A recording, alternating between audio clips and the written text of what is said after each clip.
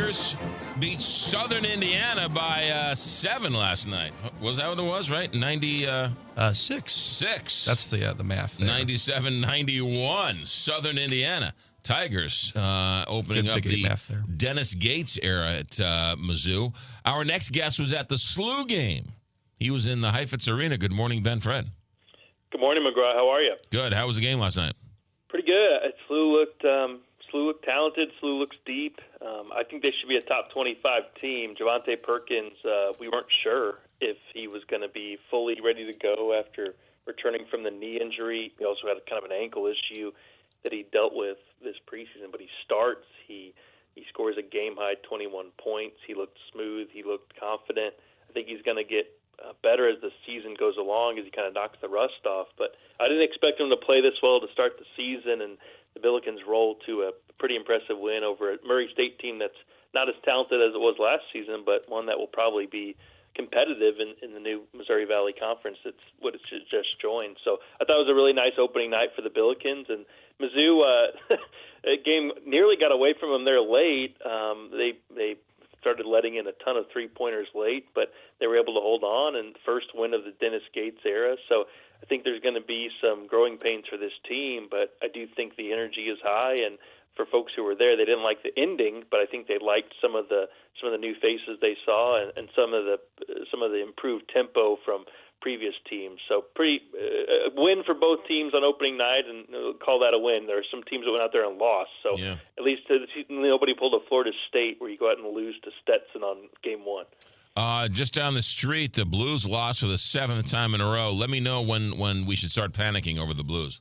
Well, I always defer to Jeff Gordon, my colleague at the Post-Dispatch, who knows as much hockey as anybody, and he describes it as he's not pressing the panic button, but he's lifted the lid of it.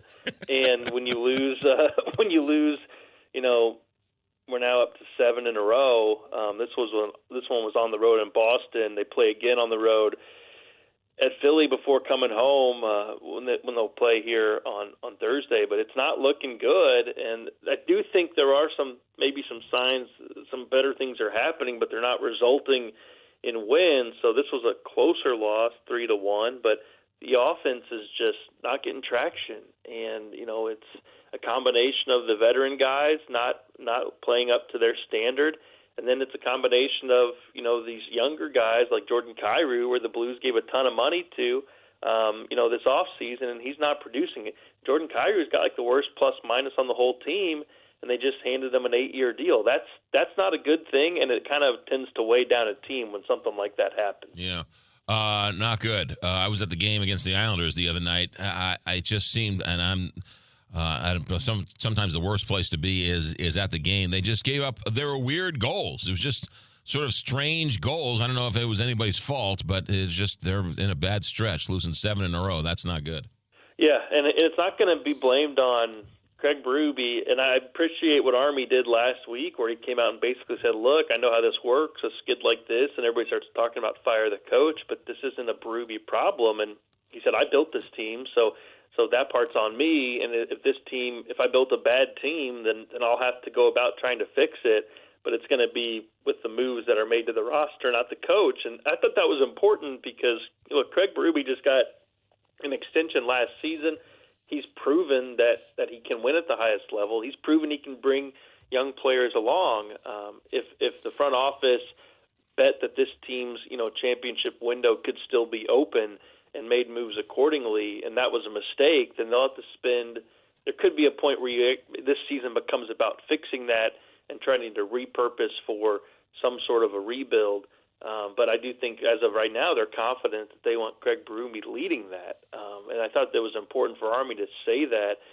So it's really on the players now. Either they're going to have to prove that this was a bad stretch in November, or they're going to have to admit the fact that things are going to change, and the players will be the ones being traded out. Guys with expiring contracts like Tarasenko and O'Reilly could be shopped and sold, and I don't think anybody wants that, and I think everybody believes this team is better than what it showed, but if this continues, then they won't have much of a choice. Yeah. Matt Holliday leaves the staff at Oklahoma State to become the bench coach for the Cardinals. It's a great pickup by the Cardinals. It's one of the things that seemed obvious to me, the fit. It was the question of, does Matt want to do it right now? He wants to manage, I think, at some point, and the Cardinals' bench job has proven to be a springboard for future managers. I mean, Ollie was there before he replaced Schilt. Schilt was there before he replaced Matheny, and now Skip goes to Miami. So I think if Holiday wants to manage, this is a great spot for him to get in there. They need some been there, done that experience. Skip brought that. He leaves, so Holiday brings that. He's got the trust of the players. They know him. Nolan Arenado is a close friend of his, so I think that's good. And he can also help with some of the hitting. And he's not the hitting